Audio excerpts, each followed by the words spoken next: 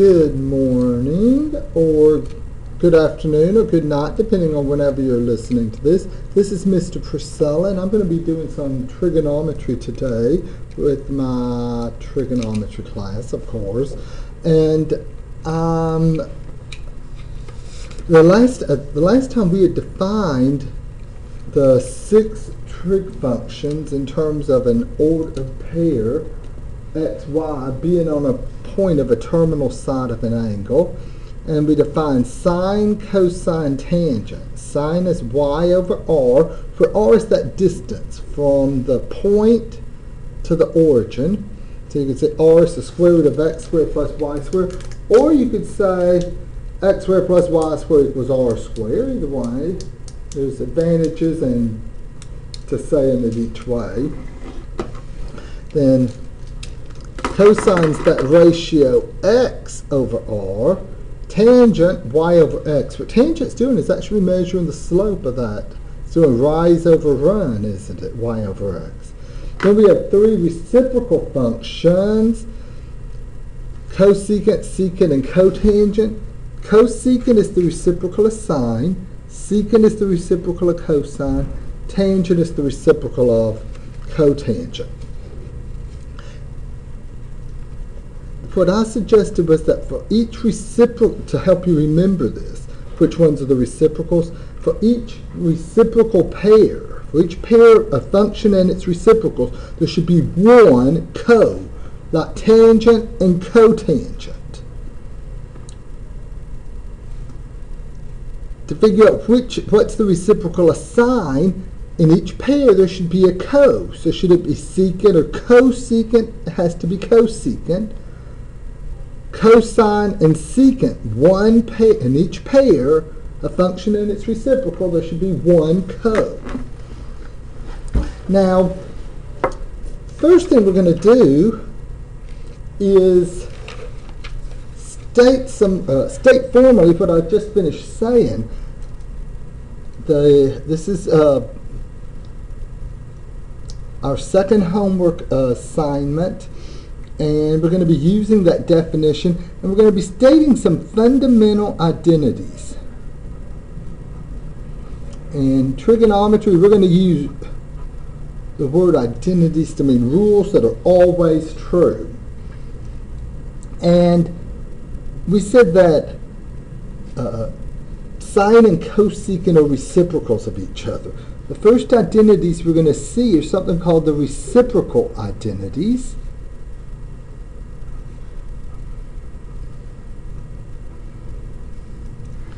And here it is. Cosecant theta equals, if you're going to take the reciprocal of the number, say 7, what would the reciprocal be? It'd be 1 over 7. So the way we're going to say cosecant is the reciprocal of sine. Cosecant theta equals 1 over sine theta, which is cosecant is the reciprocal. Cosecant theta is the reciprocal of sine theta. Similarly, we could write this. Sine theta is 1 over cosecant theta. There's 6 of these reciprocal identities. Like secant theta, 1 over cosine theta. And cosine theta, 1 over secant theta. So cosine is the reciprocal of secant, secant is the reciprocal of cosine. One more, if you've got the pattern, you should be able to state it. Cotangent theta is 1 over tangent theta. Similarly, tangent theta is 1 over cotangent theta. In the first few problems we're going to do, we have, I think we did something similar with it last time, some of the last problems in the assignment, the first assignment. Ooh, let me see, what am I going to do here? Can y'all see all of that? it says use the appropriate reciprocal identity to find the exact value of cosine theta. I think we did something very much like this the last time. And if secant is negative 2 over 5, cosine is negative, if secant is negative 5 over 2, cosine is negative 2 over 5. Then problem number 2, the exact same type of problem, but it's up to you to decide.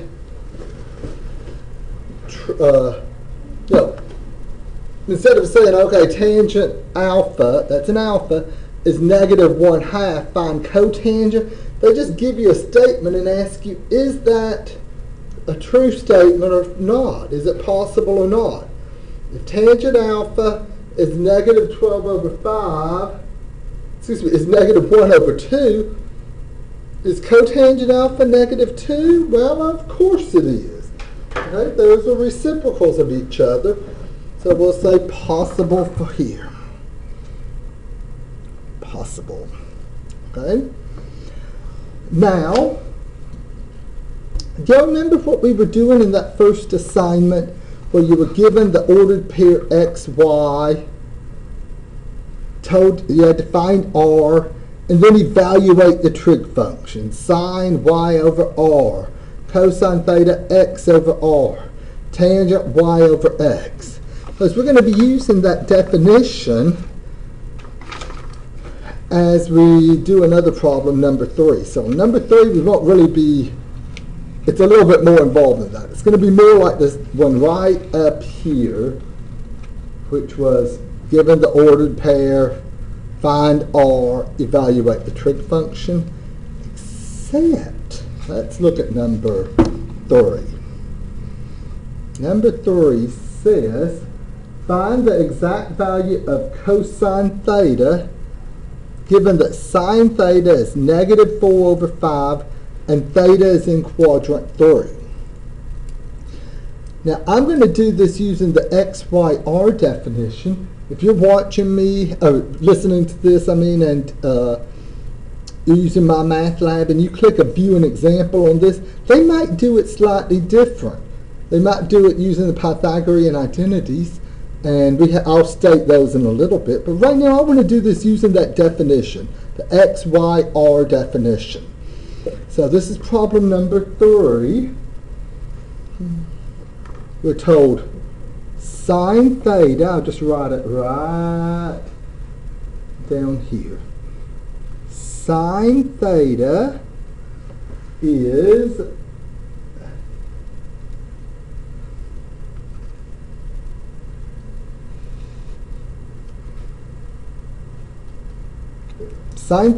a negative 4 over 5. And then we're told that theta is in quadrant 3. So let's think about that. In quadrant 3, what are the signs of those coordinates? SIGN, they're both negative, right? X should be negative and Y should be negative. So thinking in terms of the xyr definition, remember, r is always positive. That's that distance between the ordered pair xy and the, what else? Between the ordered pair xy and the origin. So sine is y over r. That means that r is 5 and y is negative 4. And that's sure consistent with what we know. We know that in quadrant 3, both of these should be negative. And this y is certainly going to be negative 4 over 5. Excuse me, negative 4. Now to find x, I'm going to use the way we defined, if you think back to the original definition, where I said, okay, r is the square root of x squared plus y squared, or you could say x squared plus y squared equals r squared. That's what I'm going to use right now. X squared plus y squared is r squared. So x squared plus y squared is r squared. So x squared plus a negative 4 squared equals 5 squared. So we have x squared plus 16 is 25. Subtract the 16. 25 minus 16 is 9. And normally this is where people say 3. Well, in college algebra, when you solve something like x squared equals 9, you'd say not just x equal positive 3, you'd say negative 3. Here, you're going to choose one of them. Well, which one is x going to be? Either positive 3 or negative 3? It's going to be negative because you're in quadrant 3. Negative 3. So we now have x, y, and r. So can we find cosine theta? Oh, yes. Cosine theta is x over r. So here's the answer. Cosine theta is a negative 3 over 5. Okay.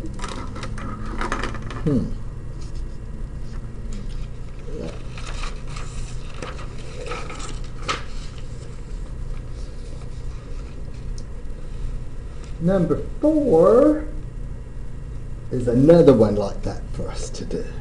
Really good problem, number 4. Number 4, get a sheet of paper.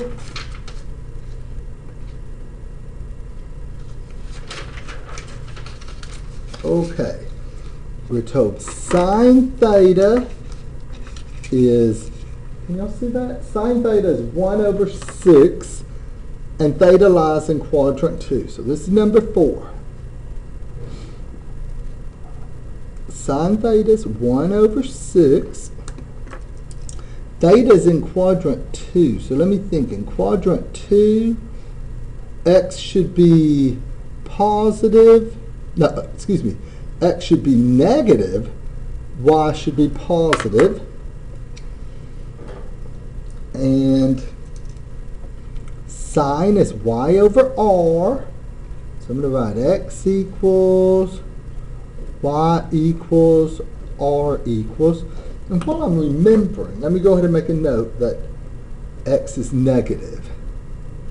Because of that purple quadrant 2, that's why I put a purple negative there. Hopefully that doesn't look like a black negative. It's supposed to be purple, showing this comes because of that.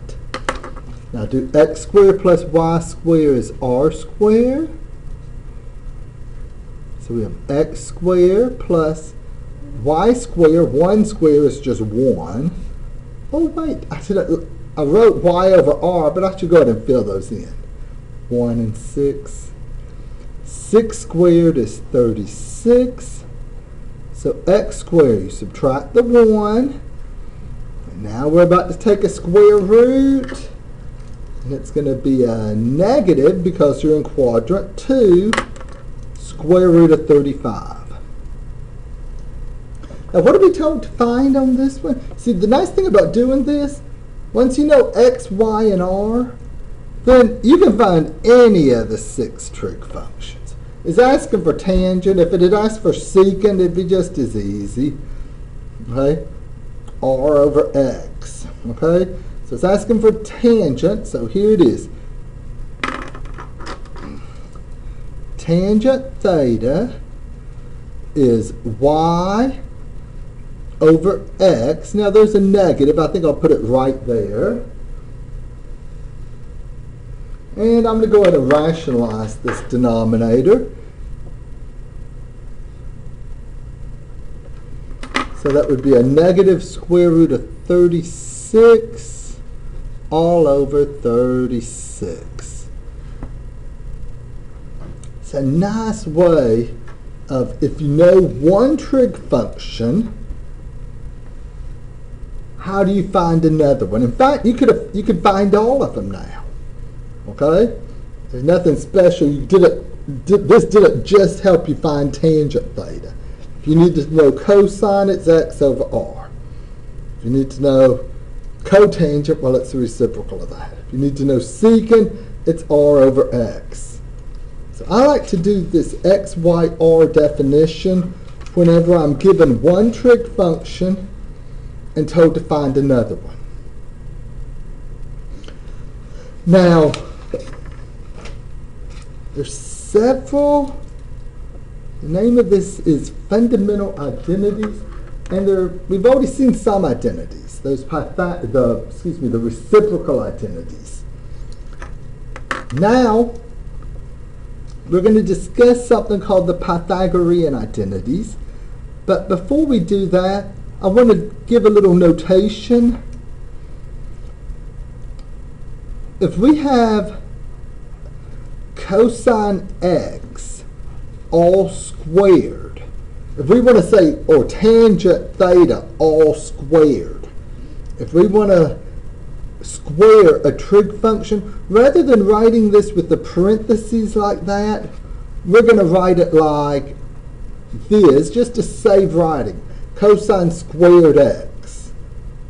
If I wanted to take all of this and square it, the negative square root of 36 all over 36, if I were going to square that, then I could write that as tangent square theta rather than using parentheses like that. Like sine theta all squared, we'll write sine square theta. Now, the Pythagorean identities. These identities we'll use all semester long. Unlike college algebra, where you might have used cut point method and solved some nonlinear inequalities, and then you don't really use that again until you take a test over it. This course doesn't have the disjoint topics like college algebra does. In this course, everything builds, so it's important that you stay on top of this. Don't think, oh, I can just do all of this homework on the night before a test if you're in the online class. And that's a bad practice to get into. So let's start off with the x squared plus y squared equals r squared. If I wrote that down,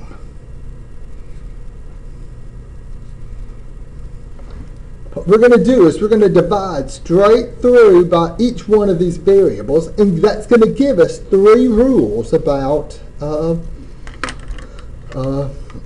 these trig functions. Let's start, for instance, first take that x squared plus y squared equals r squared. If we divide straight through by r squared, okay, now we'd have an x squared over r squared. Well, x over r, that's cosine. And instead of just saying cosine theta all squared, we put the square right there. So cosine squared theta plus y over r is sine, so that's sine theta all squared, so sine squared theta equals what? What number do we have on the right-hand side? Yes, a 1. R squared over r squared. So there's a Pythagorean identity. Cosine squared theta plus sine squared theta equals 1. And I know there's a lot here I'm saying you're going to have to memorize, but this course does have a lot of memorization. There's going to be 3 Pythagorean identities. To get the other one, you start, or to get the other 2, x squared plus y squared equals r squared.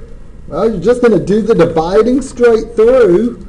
We've already divided straight through by r squared, so pick a variable. Do we want to divide by x squared or by y squared? I guess x, is that what I heard? If I divide straight through by x squared, then what identities will we get? X over x, well, that's a 1, plus, let's see, y over x. Y over x is tangent, and it's all squared, so tangent squared x equals, what's r over x? Let's see, that would be That's the reciprocal of cosine. X over r is cosine. R over x is secant, so secant squared x. So so far we've got two identities. Cosine squared theta plus sine squared theta is 1. 1 plus tangent squared theta is secant squared theta. And only one more to go. Let's see, what color do I want to use? I am going to use, I wonder if this orange will show. Is that orange showing up? Okay. I start off with x squared plus y squared equals r squared. The one thing we haven't done is divided through by y squared. So x over y, that's going to be, I used the x there right up here. Probably I should use theta. That's what I did there. Whatever you use, it doesn't really matter what angle or what symbol you use to denote theta, the angle, as long as you're consistent. And since I used theta up here, I was going to use theta there. So x over y is cotangent, so cotangent squared theta. I'll write these a lot neater in a moment. Then y over y is 1. R over y, that's the reciprocal of sine, which is y over r, so that is cosecant squared theta. Let me write this a little bit neater. It might be hard to see this. I'm going to just flip the page and write it nice and neat. Here they are. The three Pythagorean identities.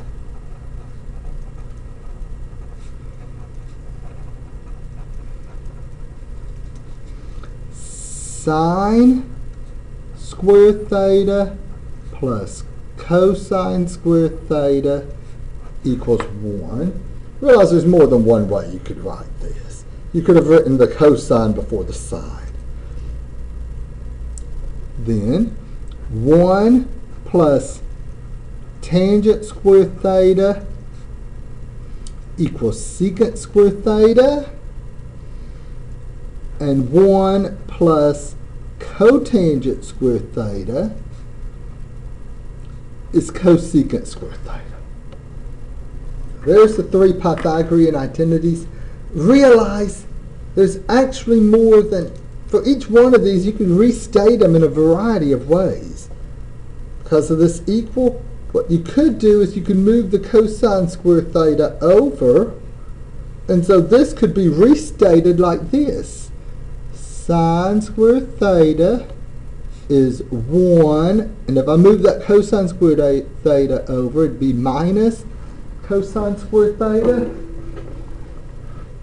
Or if you want to write it with the cosine squared theta by itself, you could write it as cosine squared theta is 1 minus sine squared theta. A variety of ways you could rewrite these. Like here, the secant squared theta is by itself. If you wanted the tangent squared theta by itself, you would need to move the 1 over.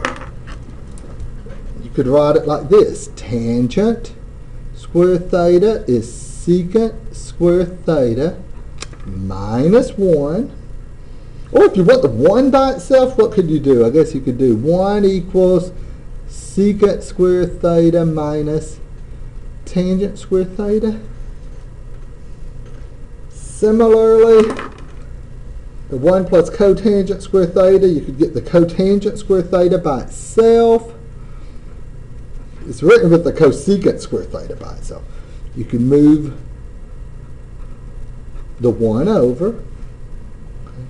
Moving across changes the sign on the equal sign. Well, when I say move across, if you want to think of subtracting from each side. Like right here, if I wanted the 1 by itself, I could subtract cotangent squared theta from each side. So there's really a lot of ways you could write those three Pythagorean identities, but they all have to do with, here's the basic way, and this is how I remember them. Sine squared theta plus cosine squared theta equals 1. And then for these two here, 1 plus tangent square theta is secant square theta. To get the once you memorize that one, then it's just replace them with the cos. 1 plus cotangent square theta equals cosecant square theta. Okay? And if y'all remember that problem we did, number 3? Problem number 3 here. If you click on view an example, that would be a good idea for you to do this. When you click on, when you see this in your homework, click on view an example, and you're going to see them doing it like using this first Pythagorean identity. Sine squared theta plus cosine squared theta equals 1. They're going to plug a negative 4 over 5 in for sine theta and square it, and go that way to find cosine theta. And there's nothing wrong with that. That's a great way to do it, but because you're asked for cosine. But if on this one here, could you have done that? Is there one of these Pythagorean identities that directly relates tangent and sine? No. Okay? And so they go through using that identity, I believe, if you click view an example on number 4, but it's going to be a little bit more involved. Number 5, it just sort of walks you through deriving one of those Pythagorean identities, and we've derived all 3 of them. Okay. Now,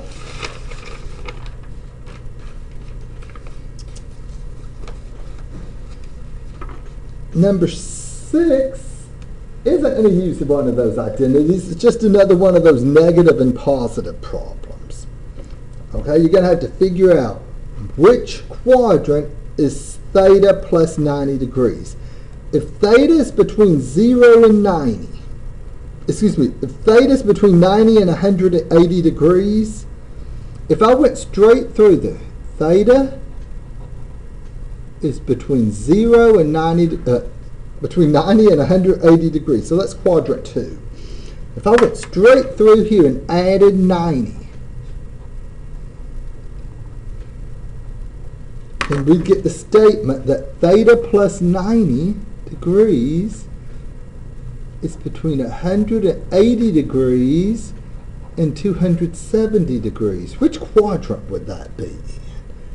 Between 180 degrees and 270? Would that be here in quadrant 3, where x and y are both negative? Now what about r? Remember, r is always positive, so if we go y over r, negative over positive is negative. It's sort of like some of the stuff we did on that first assignment.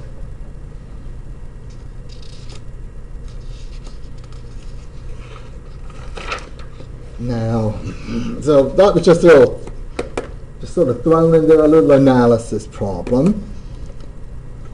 So we've stated the Pythagorean identities. We've stated the reciprocal identities. There's still 2 more identities we need to state. And they're called the quotient identities. And what the quotient identities do is allow you to rewrite tangent and cotangent in terms of sine and cosine. Tangent is sine theta divided by cosine theta. Cotangent theta is cosine theta over sine theta. Now generally there are 2 types of students in a math class. There's the type of student that's, when I'm writing something like this, they're asking why. Why am I saying tangent theta is sine theta over cosine theta? Then the other type of student, they don't care why. They're just going to memorize it and go on.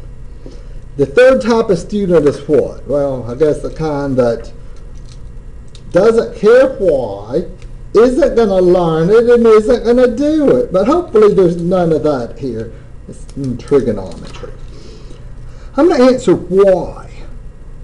Why does sine theta over cosine theta equals tangent theta? Well, tangent theta, by our definition, it was y over x. Y over x. If I wanted to, I could divide above and below by r, so we would get y over r over x over r, and isn't that sine theta over cosine theta? So we can do the same thing with cotangent. Think of it as x over y, divide above and below by r, and you get cosine theta over sine theta. The significant thing about this quotient identity, it allows you to rewrite tangent and cotangent in terms of sine and cosine. That's going to be a basic way of simplifying trig expressions. Write everything in terms of sine and cosine.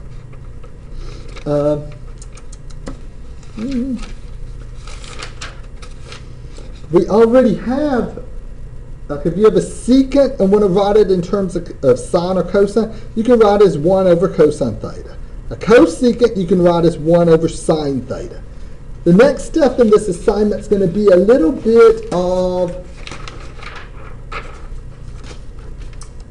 simplifying trigonometric expressions. If you've never done any trigonometry before, then think back to when you first started algebra. The first thing you were doing in algebra classes were simplifying algebraic expressions, combining like terms, and so forth. And that's what we're going to be doing here. But we're going to be simplifying trigonometric expressions. Number 7. Write the expression in terms of sine and or cosines, and then simplify. How do we do that? Well, you're going to think of cosecant x. So this green cosecant, I'm going to write in terms of, well, what would I write it in terms of? Would it be in terms of sine or cosine? Well, cosecant is the reciprocal of sine. So cosecant x, so they're using x for the angle. That's 1 over sine x. And we still have times sine x. So treating that sine x as if it were just a variable. If you had 1 over w times w, if you want to think of it as over 1, you'd get either sine x over sine x, or if you want to do the cross canceling that you can do with multiplication, no matter what, you would get a 1. And that's true for any number and its reciprocal. If you multiply a number by its reciprocal, unless it's 0, then you're going to get a 1. Okay? Number 8 is a similar problem. Oh, it's multiple choice. Look at that. It says write it in terms of sine and cosine, and then simplify. Write it in terms of sine and cosine. That's going to be these quotient identities. See tangent. So the purple, I've circled tangent theta in purple. That's sine theta over cosine theta times, I'm going to rewrite cotangent theta in pink. Cotangent is cosine over sine. I think I'm going to do the cross canceling here that you can do with multiply. The cosine thetas cancel. The sine thetas cancel. What are you left with? Just a 1. It's going to be very important.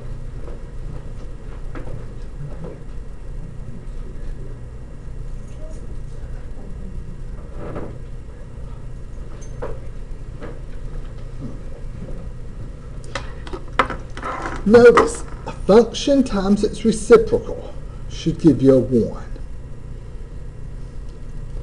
Well, they can't all be that easy. easy. Gonna get more involved. Let's look at number 9. Same instructions. Write it in terms of sine and cosine, and then you're going to simplify so that no quotient appears. By no quotient, we mean fraction. You don't want any fractions in the answer. So heck, just based on those instructions, it can't be A or C. You don't want any quotients appearing. So I'm going to start off rewriting cotangent square theta as cosine square theta over sine square theta. So we have sine square theta times 1 plus the cotangent square theta, that's cosine square theta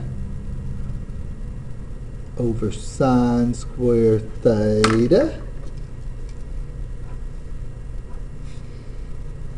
And now, these parentheses mean times. I'm going to distribute. If I distribute that sine square theta, what are we going to get? Sine square theta times 1 is sine square theta plus sine square theta times cosine square theta over sine square theta. The sine square thetas would cancel. So we have sine square theta plus cosine square theta. Not one of our answers, but maybe that's going to bring something to mind. That's sine square theta plus cosine square theta. What else? Oh, it's right here. That's our first Pythagorean identity. So, oh my goodness, is every one of these equaling 1?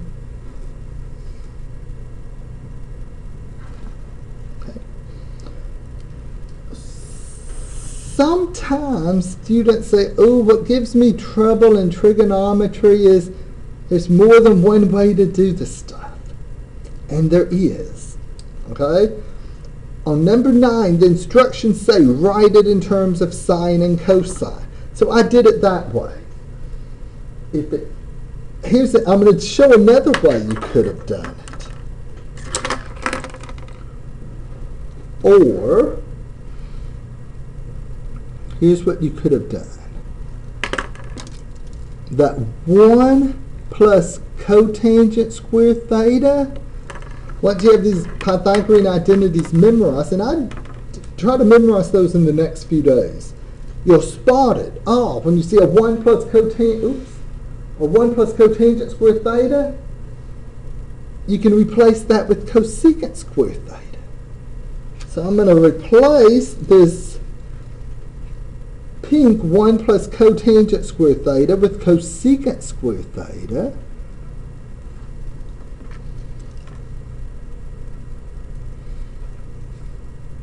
Now that's a times. Now, something times its reciprocal. You got the hang of it? Are these reciprocal functions? If so, when they multiply together, what are you going to get? 1. If not, now let's write everything in terms of sine or cosine. The cosecant square theta you could write as 1 over sine square theta. Is that still going to give you a 1? Yes. Okay.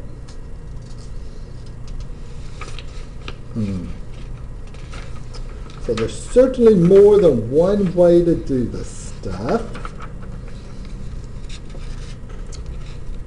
Oh wow, number 10 shows a lot of negatives. Let's see what this one's going to be.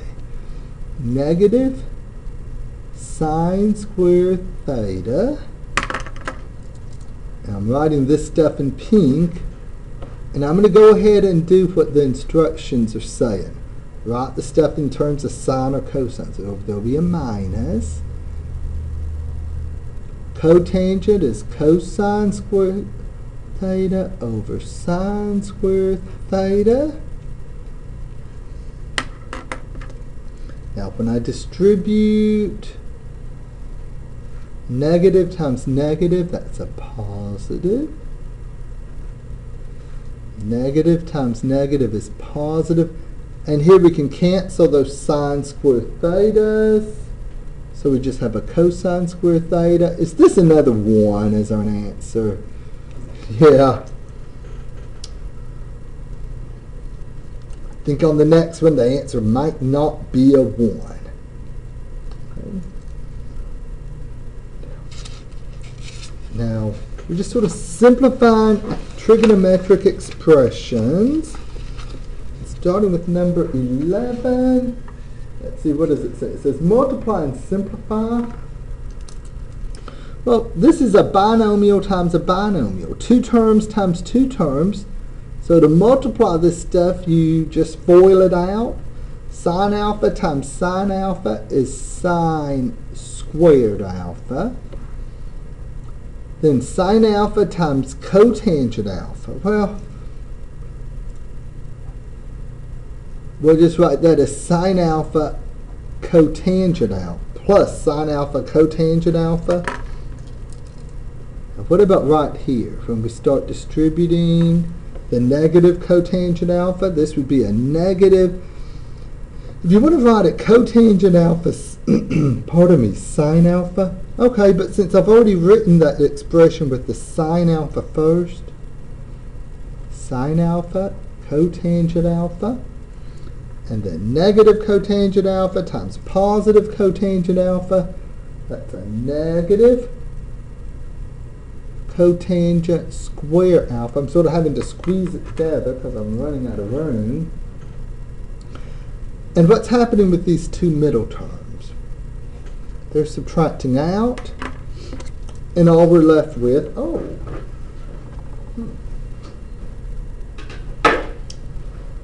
is sine squared alpha minus cotangent squared alpha.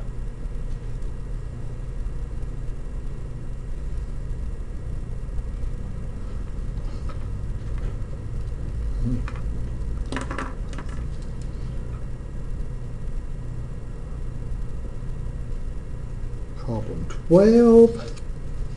Well,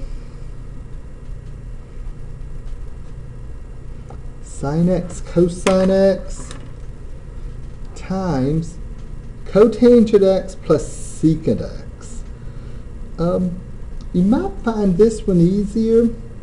Instead of immediately distributing the sine x cosine x, writing it, it might would have been better to have rewritten cotangent in terms of sine and cosine first. Cosine over sine, and to rewrite secant x as 1 over cosine.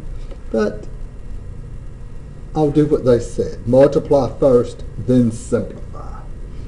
So I would have sine x cosine x times a black cotangent x plus sine x cosine x times a black secant x. Now I'm about to replace the black cotangent x with cosine over sine, and I'm going to replace the black secant x with 1 over cosine.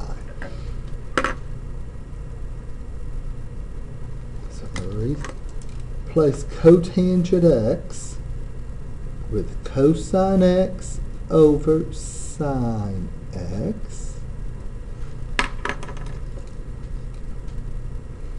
Sine x, cosine x.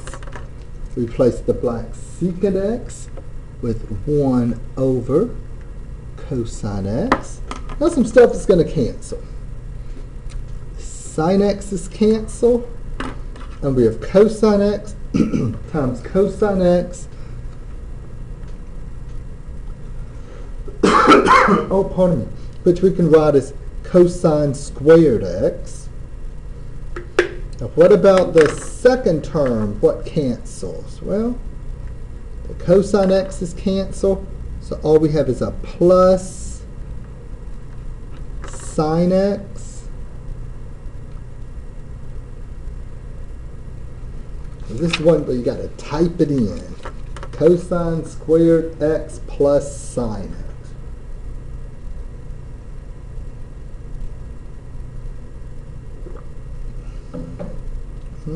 Oh, we're about out of time. Let's see, what's number 13 say? Number 13 says to factor and simplify. Okay. We're going to factor this the same way we would factor it as if the sine x were just a variable, say a, and the cosine x were a variable, say b. If we had something like a b to the fourth plus b to the fifth, you would factor out a b to the smaller exponent, 4. Here, we're going to factor out the trig function that appears in both terms is cosine. You factor out the smaller exponent, so a 4. And then it's just sort of reverse distribute. What do I need to put inside here so that when I distribute it, I get what I have right there? Well, if I factored out a cosine to the fourth x, I would need a sine x there plus cosine to the fourth times one more cosine x would give us a cosine to the fifth x. Sort of having to do this quickly because we're about to run out of time.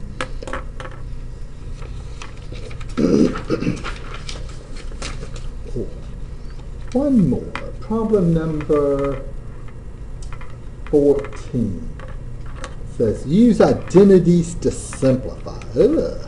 Secant x over cosecant x. Let me write it bigger. Secant x over cosecant x. So those reciprocal identities are going to be important here because that's a nice way to write everything in terms of sine and cosine. So secant would be 1 over cosine x. Cosecant would be 1 over sine x. And there's a couple of ways you can simplify this. I think that the way I'll do it right here is think of that pink fraction bar as division. 1 over cosine x divided by 1 over sine x.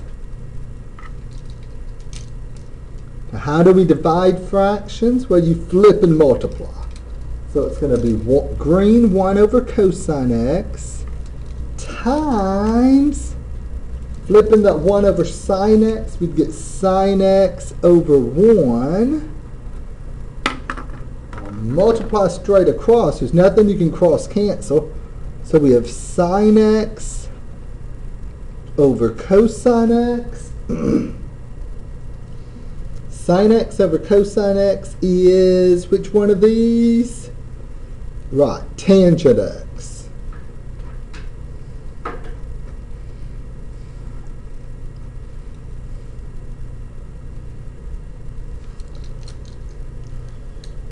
So the second topic here involves working with these trig functions.